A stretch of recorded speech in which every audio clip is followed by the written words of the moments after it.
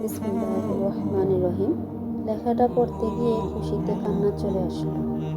জান্নাতীরা জান্নাতে নিজ নিজ গৃহে অবস্থান করছে। এমন সময় দরজায় কেউ কারান করা নড়ছে। দরজা খুলে দেখবেন একজন ফেরেশতা দাঁড়িয়ে। তিনি বলছেন, চলো আল্লাহ সুবহানাহু ওয়া তাআলার সাথে দেখা করে আসি। তিনি তখন খুশি উল্লাসিত হয়ে বের হয়ে এসে দেখবেন খুব সুন্দর একটা বাহন তার জন্য প্রস্তুত। বাহন ছুটে চলবে খুব স্থির নয়নাভিরাম মাঠ দিয়ে, যা স্বর্ণ আর মণিমুক্তা খচিত, পিলারের সাজানো।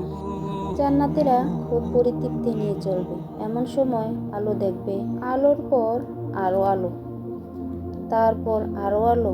জান্নাতীরা তখন উল্লাসিত হয়ে ফেরেশতাদের জিজ্ঞেস করে বলবেন, আমরা কি আল্লাহকে দেখেছি?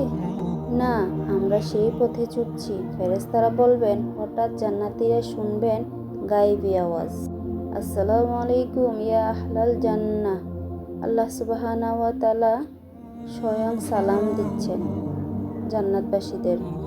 খুবই আবেগময় হবে সেই মুহূর্তটা।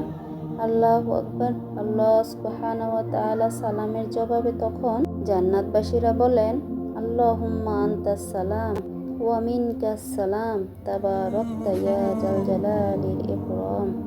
হে আল্লাহ, আপনি শান্তিময় এবং আপনার হাতে শান্তি উৎসাহিত হয়। আপনি বরকতময়, হে মহান ও সম্মান অধিকারী। তখন আল্লাহ সুবহানাহু ওয়া তাআলা জিজ্ঞেস করেন, তোমরা কি খুশি? তোমরা কি সন্তুষ্ট? ও আল্লাহ, জাহান্নামের আগুন থেকে বাঁচিয়ে আমাদের আপনি জান্নাতে দিয়েছেন, আমরা অসন্তুষ্টি হই কি করে?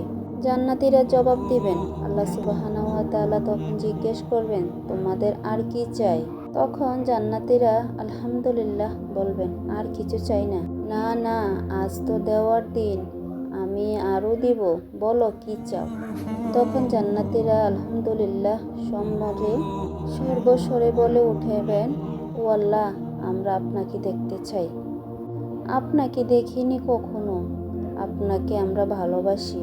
আল্লাহ সুবহানাহু ওয়া তাআলা এমন পর্দা সরিয়ে দিবেন, সৃষ্টি এবং স্রষ্টা মুখোমুখি। চোখ বন্ধ করে একটু চিন্তা করুন, সারা জীবন দুনিয়াতে যাকে ডেকেছেন, যাকে না দেখে চোখ দুটো অঝরে কেঁদেছেন, কাউকে না বলা আপনার একান্ত কথাগুলো যাকে বলেছেন, খুব বিপদে কেউ নেই পাশে, কেঁদে কেঁদে যাকে বলেছেন, পকেট ফাঁকা, ঘরে খাবার কিছুই নেই, অনিশ্চিত উৎস থেকে খাবারের ব্যবস্থা যিনি করেছেন, এত চাওয়া মাকে বলেননি, বাবাকেও না, রাতের আধারে কেঁদে কেঁদে যাকে বলেছিলেন, কত অপরাধ করেছি কেউ দেখেনি, একজন দেখেছেন কিন্তু গোপন রেখেছেন, বারবার ভুল করেছি যিনি মাফ করে দিয়েছেন, অদৃশ্য ইশারায় সমাধান করেছেন, মমতাময়ী মা, আমার আদরের সন্তান, প্রিয়তমা স্ত্রী, ভালোবাসা দিয়ে অদৃশ্য ভালোবাসায়